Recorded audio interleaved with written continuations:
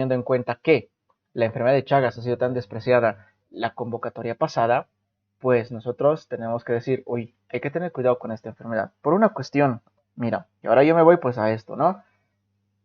Ayer ha pasado una sorpresa, revisando qué cosa, rabia, que el tema estaba demasiado acortado, sabiendo que ha sido el tema más importante del segundo parcial del año pasado. Entonces, obviamente, tú sospechas a dónde se van. Fácil, a esta.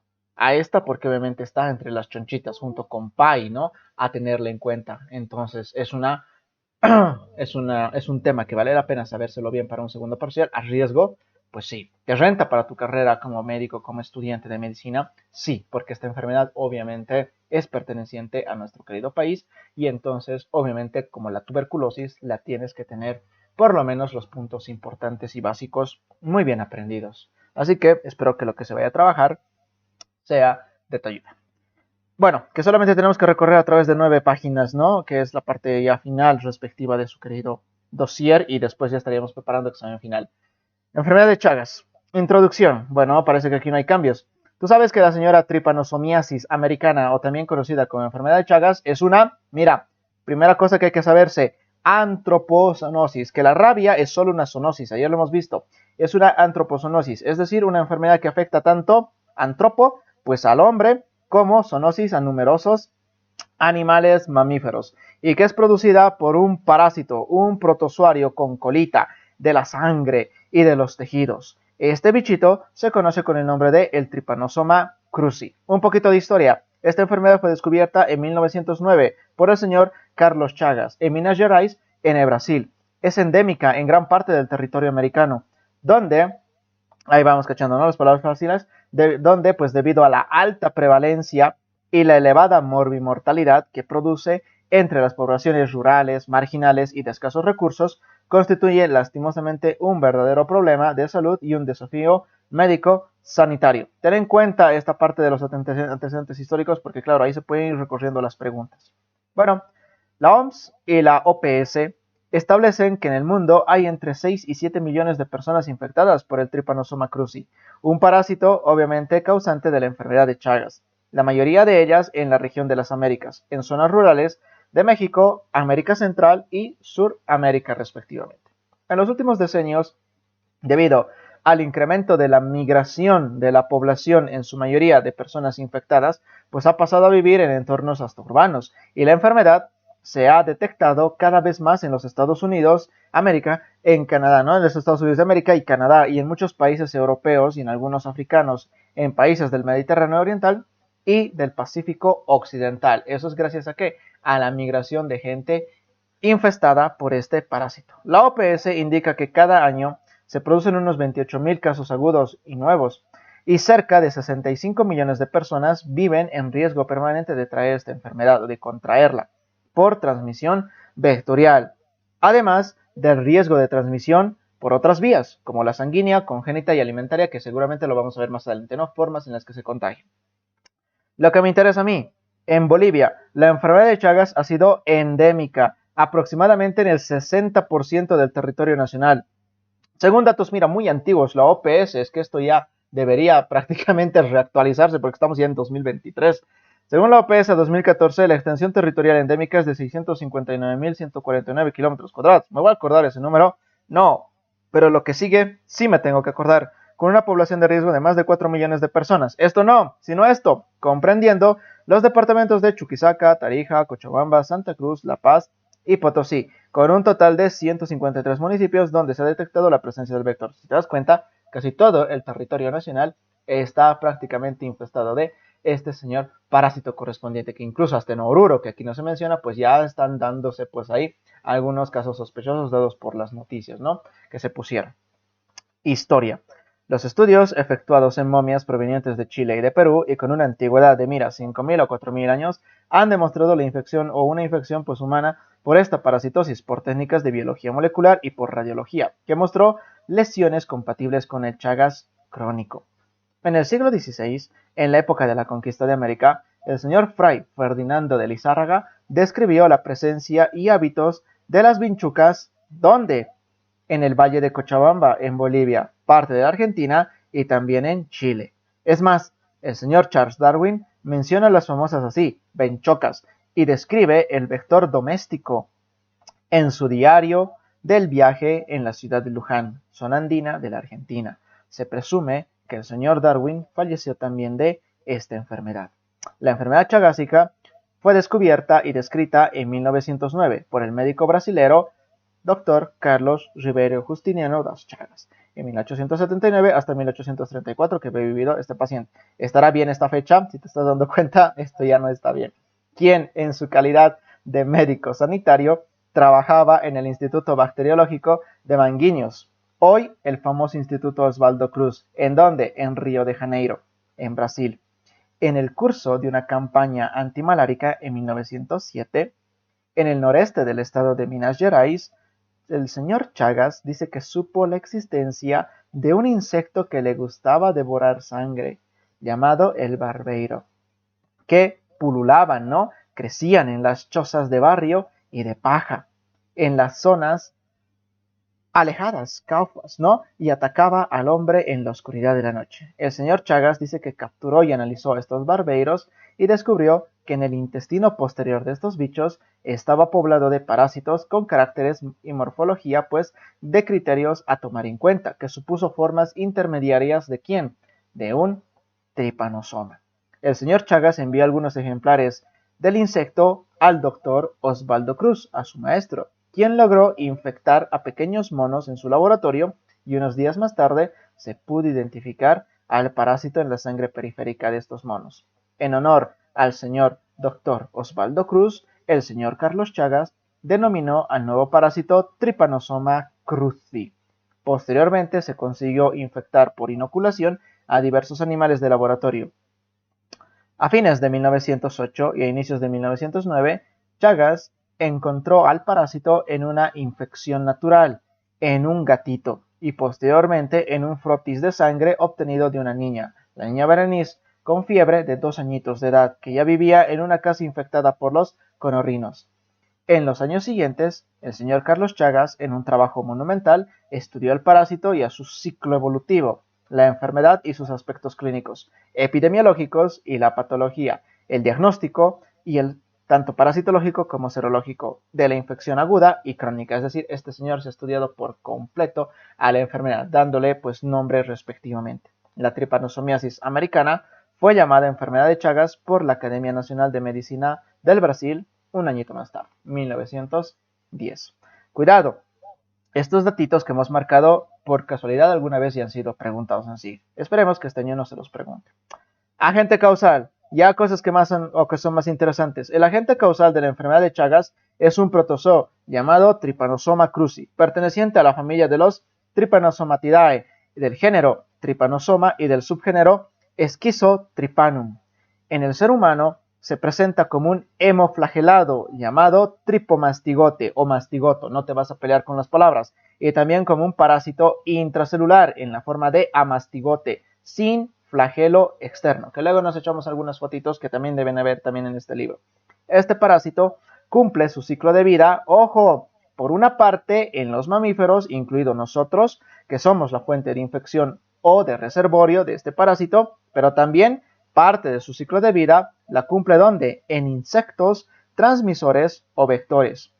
En los huéspedes invertebrados llamados triatomas o conocidos famosamente en nuestro país con el nombre de vinchucas. Entonces, aquí ya te han dado varios datos que sí, ya han sido preguntados. Recuerda, el parásito cumple un ciclo de vida compartido. En el ser humano lo encuentras en dos formas, tripomastigote y amastigote, como más adelante también te lo van a decir, y en las vinchucas, o también llamados triatomas, que son insectos que lo llevan este parásito, en su otra forma respectiva. En el huésped mamífero, el tripanosoma se presenta bajo dos formas, los tripomastigotes que están en la sangre y los amastigotes intracelulares, es decir, dentro de las células en los tejidos. En cambio, y lo marcamos de otro color si quieres, en el insecto vector se encuentran las formas de epimastigotes en el intestino medio y los tripomastigotes metacíclicos infectantes en el intestino posterior y las heces. Ah, que no hay el ciclo de vida, que se lo han cargado. Ah, pues pucha, entonces, oye, qué bien por ti y yo me alegro. Pues todo esto te lo tienes que saber, que es lo mínimo que tú tendrías que saber de lo que es el ciclo de vida. Y te lo tatúas, por favor. Estos nombrecitos valen oro. Acuérdate, en el hueso del mamífero, en nosotros, por ejemplo, el tripanosoma, ¿en qué formas está? En dos formas, tripomastigote y amastigote. Recuerda, la forma de tripomastigote es el parásito circulando en la sangre, por eso te dice en la sangre, está viajando. En cambio, en la forma de amastigote es la forma intracelular, está dentro de las células, ahí está creciendo, multiplicándose. Y en el insecto se encuentra también en dos formas, epimastigote en su intestino medio y la forma de tripomastigote metacíclico, así con su apellido todo guapo, es la forma infectante que está en el intestino posterior y en las heces de el señor o de la señora Vinchuca, ¿no? Entonces ten en cuenta, Cito, por favor, te lo vas a tatuar, ¿sí? Bueno, y aquí te muestran pues las formas respectivas, ¿no? Que la forma de epimastigote y la forma mastigote y la más importante, pues este parásito hemoflagelado. Mira, aquí está su flagelito todo chiquito y que le da pues ese movimiento característico, ¿no? La forma más infectante que tiene esta forma respectiva del Chagas. Listo. Ahora nos vamos a una cosa que sí hay que tener en cuenta. Modalidades de transmisión. Obvio, ¿cómo no te vas a saber cómo una persona se contagia del Chagas? Bueno, mira, esto está simple. Existen dos formas de transmisión de esta enfermedad. Primero, la llamada transmisión vectorial, que es a través de los señores triatominios, es decir, a través de las vinchucas, a través de los triatomas, y la transmisión no vectorial, es decir, por otra situación, transfusional, congénita y alguna que otra forma, pues que quizás sea anecdótica, trasplantes, vía oral, por forma accidental y demás. Por lejos, chicos, transmisión vectorial, me la tengo que saber. Recuerda, es la vía de transmisión más frecuente. Abarca el 90% de las transmisiones. La transmisión vectorial se produce por la introducción de los tripomastigotes metacíclicos infectantes, que están ¿dónde? En las heces de la vinchuca, y que ésta obviamente deposita sobre la piel o sobre las mucosas del ser humano mientras está succionando sangre. Claro, el bicho a modo de picarte, succionar sangre, defeca al mismo tiempo por detrás y claro, en sus heces se encuentra el tripomastigote metacíclico. Los parásitos lastimosamente atraviesan activa y fácilmente las mucosas y las conjuntivas o se introducen pues a través del orificio de la picadura porque el paciente pues se rasca, se lo mueve, ¿no? Y desplaza las heces hacia el sitio de la lesión respectiva. De todas formas, por un camino o por las mucosas o por la lesión abierta que deja el bicho, el tripomastigote llega a la sangre, al torrente sanguíneo. En Bolivia, el vector de mayor importancia es el Triatoma infestans, popularmente conocido como vinchuca o uluchi. Otro vector que tiene importancia en algunas regiones del país es su primita, el Triatoma sordida. Y aquí te muestran las señoras figuras, en la cual obviamente este es el señor estrella, ¿no? La señora vinchuca, Triatoma infestans. Acuérdate su nombre científico, ¿no? A tener en cuenta. El vector, el que transporta adentro en su intestino medio y después en el intestino posterior a el tripanosoma, ¿no? En su forma ya infectante respectiva. En este modo de transmisión se debe mencionar el rol importante que juegan los animales domésticos y los silvestres, manteniendo los ciclos domiciliario, peridomiciliario y silvestre de la enfermedad. Las aves de corral, en especial las señoras gallinas, aunque son refractarias a la infección, al constituirse en una fuente importante de alimento para las vinchucas porque les encanta succionarles la sangre, atraen a estas hacia la vivienda humana. Por eso ya te están dando un guiño a tener en cuenta que esto obviamente es un factor de riesgo, ¿no? Las granjas donde obviamente se ven atraídas las vinchucas respectivas. ¿Qué pasa con la vía de contagio no vectorial? Esas ya van perteneciendo a estas respectivas. Transmisión por transfusión. La enfermedad de Chagas de transmisión transfusional es considerada, ojo, la segunda vía principal de infección por Trypanosoma cruzi. Se ha extendido el riesgo de transmisión a través de esta vía en lugares donde la enfermedad es muy poco común en sí. Por mala suerte, por una transfusión no medida, no controlada, te puedes adquirir esta infección. Pero recuerda, es muy baja, la otra 90% por la picadura, ¿no? Del triatoma. Entonces esta ya es casi anecdótica, pero sí ocupa el puesto número 2, segunda vía. Y sí, eso te voy a pedir que te acuerdes. Cuidado que eso nomás sea la pregunta. ¿Qué pasa con la congénita? Esta forma de transmisión se produce a través del paso a través de la placenta de los parásitos de una madre infectada, obviamente ¿a quién? Pues a su bebé. La transmisión congénita del Trypanosoma cruzi puede ocurrir en cualquier fase de la infección materna, no importa si la mamá está en la fase aguda o en la fase crónica, puede contagiar fácilmente a su bebé y el riesgo de transmisión está presente en cada uno de los embarazos, es decir, tanto como en el primero, en el segundo, en el tercer embarazo, si la mamá tiene Chagas, el riesgo se sigue manteniendo respectivamente, ¿no? De transmisión. ¿Qué pasa con la transmisión oral? Esto es anecdótico. Mira, Brasil, Colombia, Venezuela, Guyana e incluso nuestro país son países latinoamericanos donde se ha conocido brotes orales de la enfermedad de Chagas, o sea, por la boca se contagiaron. Los focos más importantes de transmisión oral corresponden al área de la Amazonía brasileña, en la cual la mayoría de los casos han sido ocasionados por el consumo de frutos de la palma del açaí. No sé si eso es el famoso acai, que también creo que aquí lo venden. Y en Venezuela, la famosa manaca. El consumo de fruta o del extracto de la caña de azúcar molido, contaminados con los excrementos o con los propios triotominos, es la forma más frecuente de infección. ¿Te pueden preguntar esto? En una pregunta envenenada yo creo que quizás sí. Entonces, por lo mínimo, trata de sostener una cosa. Esto, el extracto del jugo de caña de azúcar o de esta, ¿no? De la caña o del manaca, pues son los principales lugares donde, oye, anecdóticamente y alguna vez será pues que algún paciente se ha contagiado por tomar el líquido correspondiente de esa fruta, ¿no? Un jugo natural directamente o consumirla directamente sin ningún tipo de aseo o limpieza. ¿Hay otras formas de transmisión? Sí, pero mira, estos carecen de importancia epidemiológica y más bien resultan ser formas casuales, anecdóticas de transmisiones que pucha, será pues que entre muchas personas será pues una, es que no podría decirte una cifra exacta, pero es que esto es raro ver que una persona se haya contagiado Chagas, como por ejemplo por accidentes de laboratorio o por transmisión por un trasplante de un órgano que esté infestado por esta enfermedad, que es muy raro, es demasiado, pero es que claro, como el mundo es tan grande y siempre hay alguien que le cae pues todo mal, entonces puede ser que justo haya sido esa persona que lo haya presentado. Pero en sí, recuerda, ¿cuáles son las dos formas principales de transmisión? La forma vectorial y la forma no vectorial. Recuerda que la forma vectorial es 90% y en el top número 2 está la forma de la transfusión sanguínea que ya es parte de la vía no vectorial respectivamente en sí, ¿no? Bueno, grupos de riesgo, pues obviamente te lo tienes que saber todo. Y está facilito, mira, los individuos obviamente de cualquier edad son susceptibles, pero la enfermedad aguda suele ser más grave ¿en quién? En los más jóvenes. Las personas inmunodeprimidas, sobre todo aquellas que viven con el virus del SIDA, tienen riesgo de sufrir infecciones y complicaciones graves. Pero es que esto no es exclusivo del VIH. Cualquier otra enfermedad obviamente pega a este tipo de personas que viven con estos factores de riesgo, con estas enfermedades respectivas. Y ahora nos vamos a otro que hay que tener en cuenta muy bien para el examen. Evolución de la enfermedad de Chagas. ¿En cuántos periodos se divide? Pues mira, se divide en el periodo de incubación, la fase aguda y más aquí abajito debe estar la señora fase crónica, ¿verdad? Y sí, hasta ahí es donde se termina. Entonces, ¿cómo no?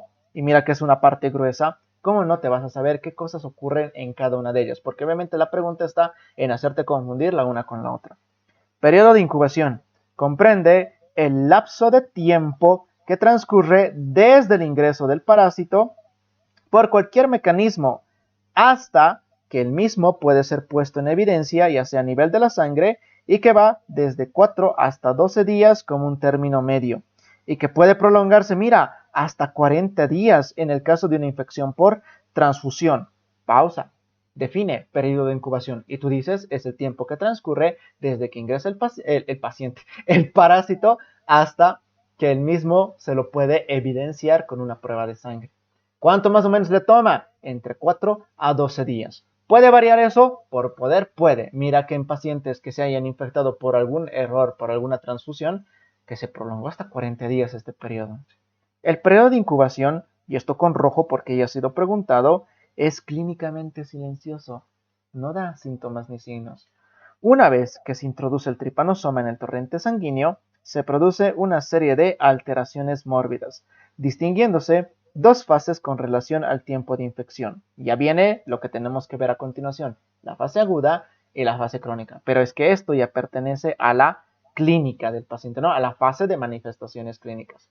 Bueno, aquí hay cosas que obviamente yo me tengo que saber. Recuerda que la primera fase, la fase aguda, puede ser con puerta de entrada aparente o sin puerta de entrada aparente. ¿Eso a qué se refiere? Si tú eres capaz de identificar el sitio de picadura del tripanosoma, si se ve el tipo de lesión que ha dejado, o a veces uno ni se da cuenta dónde rayos le habrá picado pues, el bicho respectivo.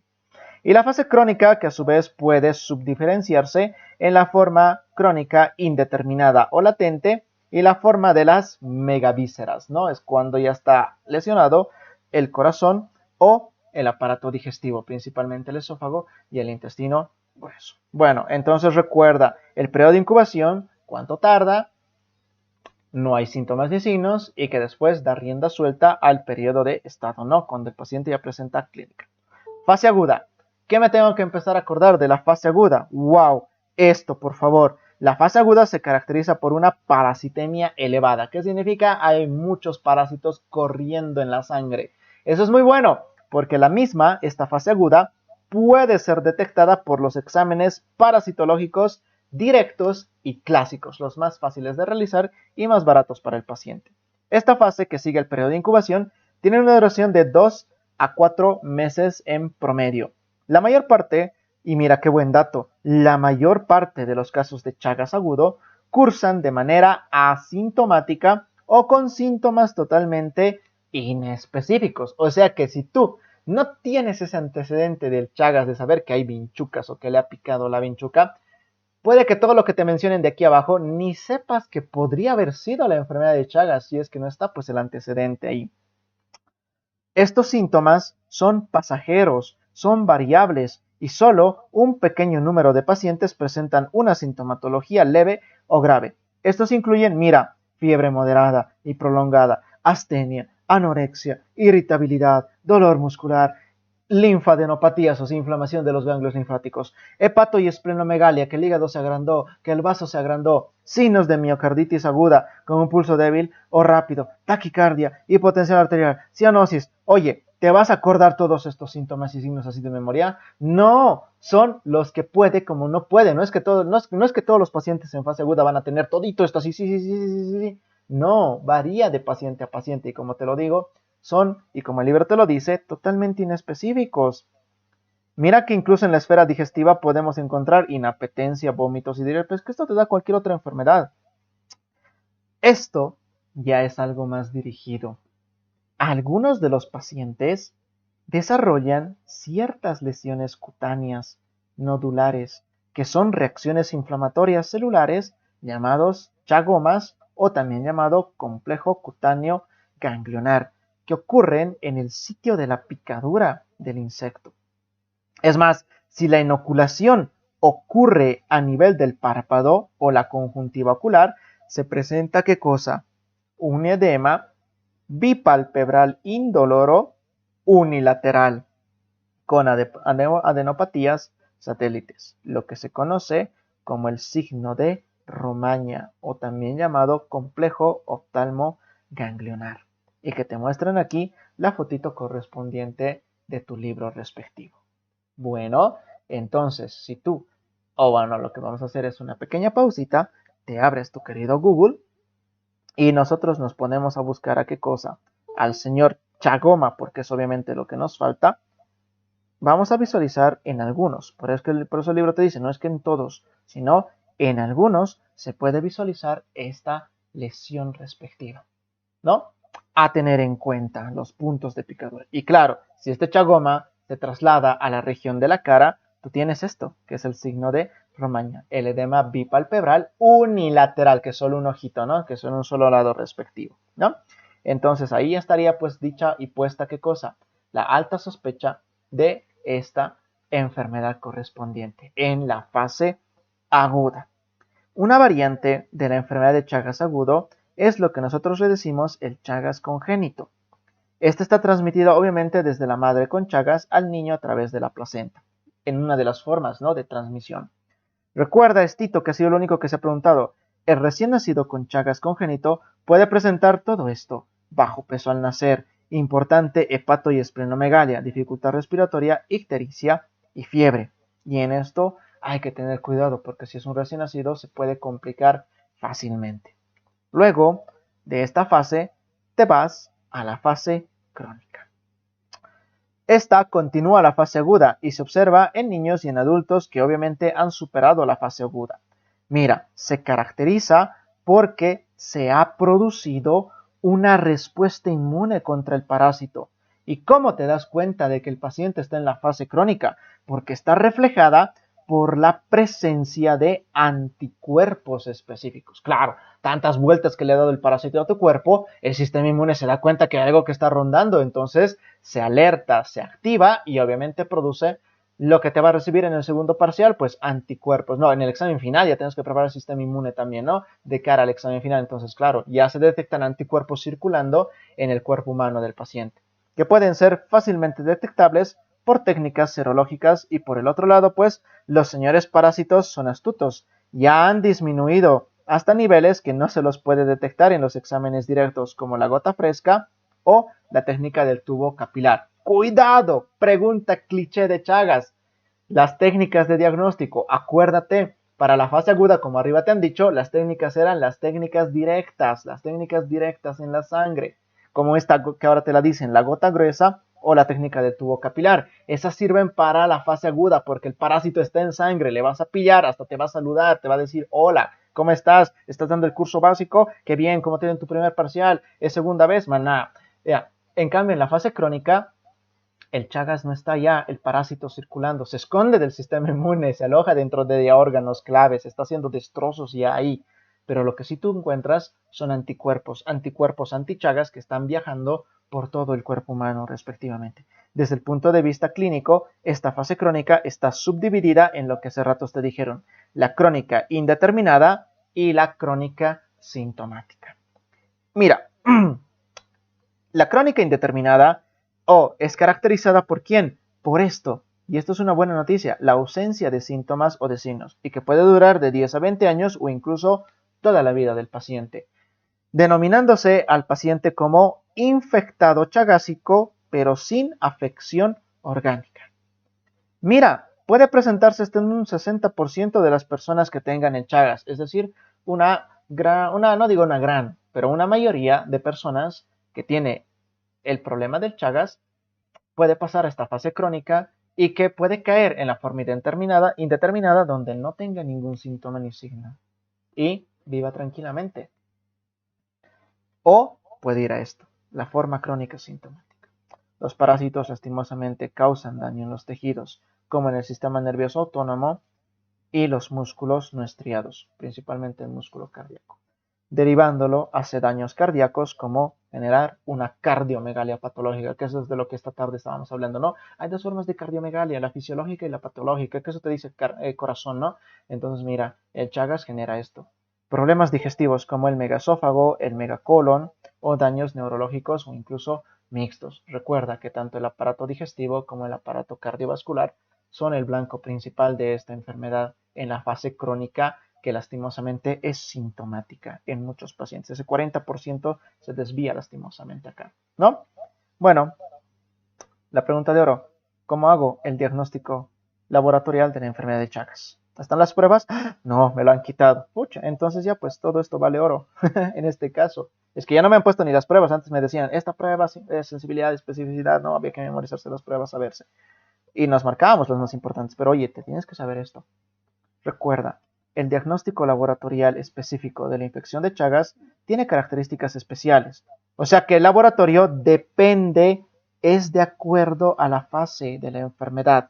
Y esto te lo tatúas. En la fase aguda se debe buscar parásitos en la sangre. En cambio, en la fase crónica, no importa si es indeterminada o de síntomas, se deben buscar anticuerpos por métodos serológicos. Ahí puedes, la IFPI, la PCR, ¿no?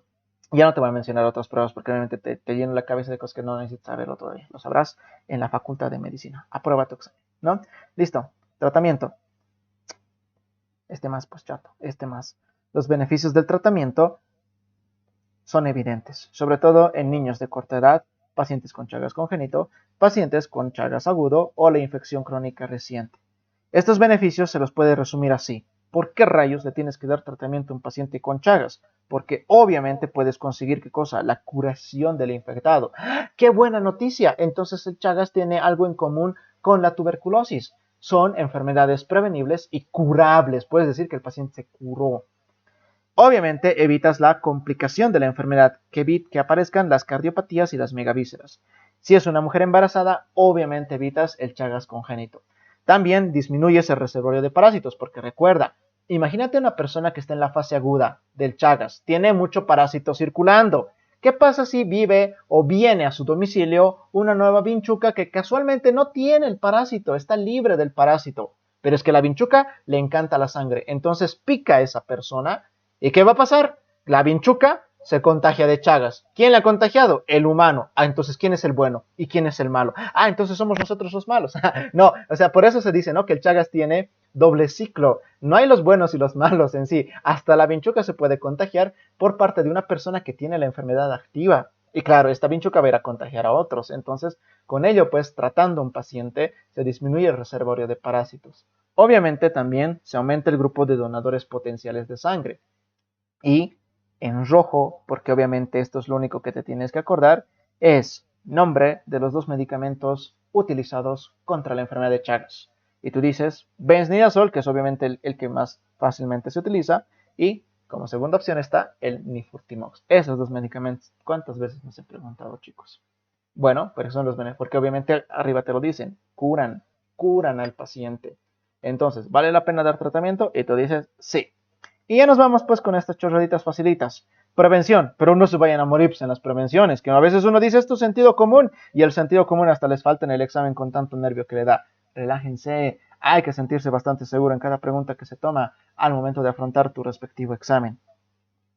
En el Chagas existen obviamente los tres tipos de prevención, la primaria, la secundaria y la terciaria. Oye, no te vayas a confundir, porque obviamente las preguntas envenenadas están a decirte si esto es de la primaria o si esto es de la secundaria. Obviamente la primera llamada infección, prevención primaria, te trata de qué con la secundaria y con la terciaria. Esto te lo ha enseñado el capítulo de atención primaria en salud o en la educación para la salud, ¿no? En el primer parcial te han hablado de las formas de prevención. Recuerda, la prevención primaria siempre tiene que ver con evitar que la persona adquiera la enfermedad. En cambio, la secundaria ya tiene que ver con que tienes una persona enferma y ahora entonces, ¿qué haces con ella? Y en la terciaria es cómo rehabilitas a esa persona que ya ha superado la enfermedad o está pues pasando ya a la fase final de esta, ¿no? Entonces, en las formas de prevención primaria, ya por lógica, impide, pues mira, te lo vuelven a recordar, la transmisión del parásito. No permite que aparezca la enfermedad y eso que incluye educación sanitaria permanente en la población, lucha contra los vectores que incluye los aspectos como la búsqueda activa y la captura de vectores tanto dentro como por alrededor del domicilio en forma continua, la utilización de insecticidas adecuadas tanto por dentro como por fuera del domicilio, el uso de mosqueteros impregnados, el mejoramiento en la construcción de las viviendas, mantener la higiene respectiva para evitar el alojamiento de estos vectores que les encanta los sitios donde hay adobe, que donde hay paja y obviamente pues ahí es en sus casitas sus triatomas y obviamente ahí alojan pues, al parásito, mejoramiento y la reubicación peridomiciliar, la crianza y el alejamiento de animales domésticos en corrales obviamente fuera de la vivienda, la participación en educación social y el control de transfusiones sanguíneas. ¿Ves? Todas estas medidas se dedican a ¿qué? A impedir la transmisión de el parásito respectivo. Con la secundaria, obviamente esto ya es la detección temprana de la enfermedad y establecer el tratamiento precoz con ese par de medicamentos, nifurtimox y benznidazol.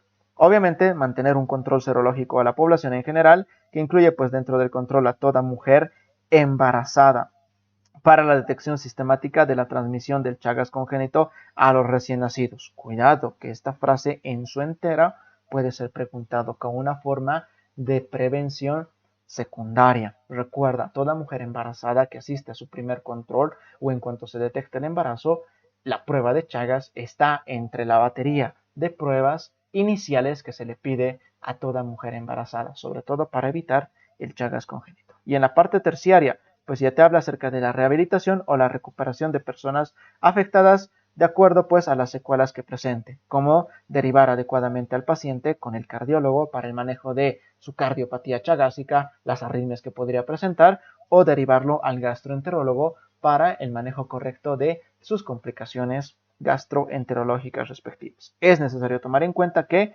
mira, no hay una vacuna contra la enfermedad de Chagas, que si no ya lo hubiéramos visto hasta en el PAI, ¿no? Respectivamente. Pero, por buena suerte, sí hay una cura. Pero, como te lo dicen Ari, en cuanto evites pues contagiarte de este señor bicho, mucho mejor en todos los aspectos.